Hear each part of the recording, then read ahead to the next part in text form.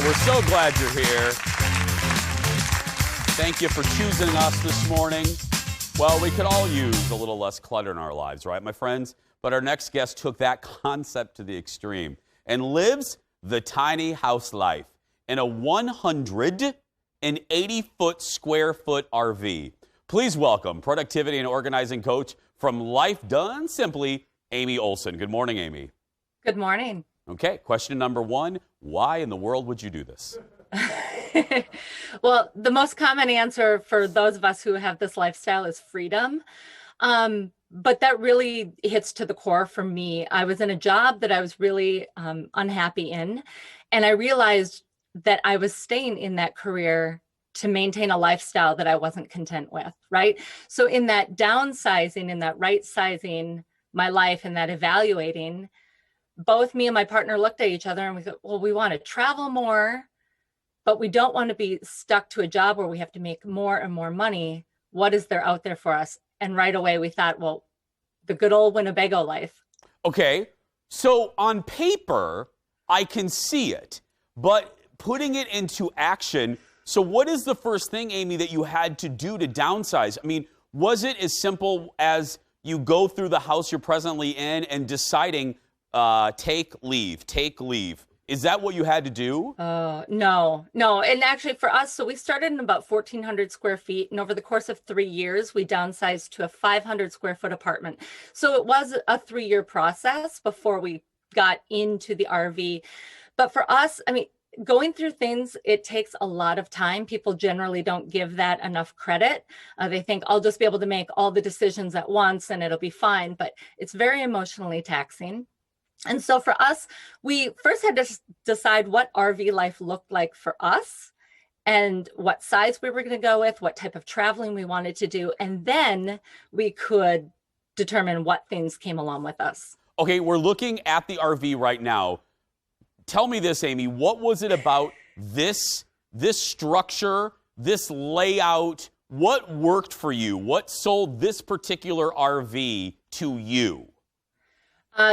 Well, one was just the ability to camp off grid as much as possible, all 4 seasons of the year. So the RV that we have has been manufactured to be an all-season RV. But for us, we really wanted to go as tiny as we possibly could with us and the dog. And this was just the layout that worked out the best. So there's still plenty of space for both of us to stretch out. We work in different areas of the RV.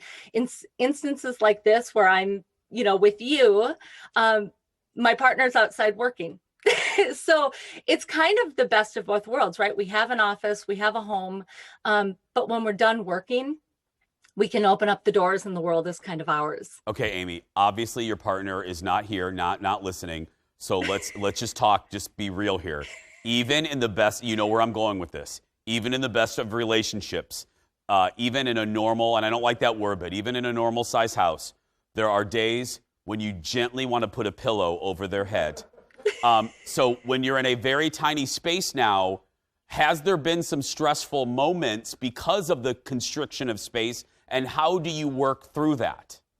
Oh, sure. You notice little quirks. I think he would say the same thing about me.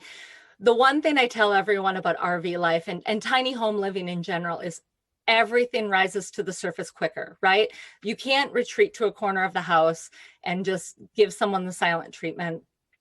Everything, including clutter, is right there at the surface, right? So I actually think it's probably helped our relationship. There's maybe been some brutal, honest moments, but I was gonna say, Aimee, I do not mean to interrupt you, but I just had a little light bulb moment. I think what this would do is, instead of like beating around the bush and kind of not dealing with things, this almost forces you as a unit to not, there is no time or space for BS. Am I right on that? Correct. Clutter of any kind. And so I always say clutter is not just physical stuff, right? It's emotional, it's mental, it's expectations. Everything is at the forefront of our mind in this space. And we're really comfortable with that. There's a nice balance I feel like we've struck. And when I say freedom, it can sound very cliche, but we do feel a true sense of freedom Stuff can weigh you down. every I get day. what you mean. I don't think it's cliche at all. Stuff can weigh you down, right, Aimee? Correct. Yeah. 15 states, 12,000 miles. Give me a favorite. I know it's like picking kids, and it's kind of a lame question, but you've traveled to more states than probably a lot of us watching. What's one of your favorites that leaps to your mind? Arizona is a stunning state. There are so many different things to see. The land varies so much from the southern border all the way to the Grand Canyon. But our favorite is Sedona, and we're heading there in February again. It is a magical place, absolutely gorgeous, and we love to hike. And there are hundreds of hiking trails right outside of the city. Aimee, I have thoroughly enjoyed this conversation. I mean it. Please come back and join us anytime, please. Will do. Thank you. Thank you. For more information, head to Aimee's website, lifedonesimply.com.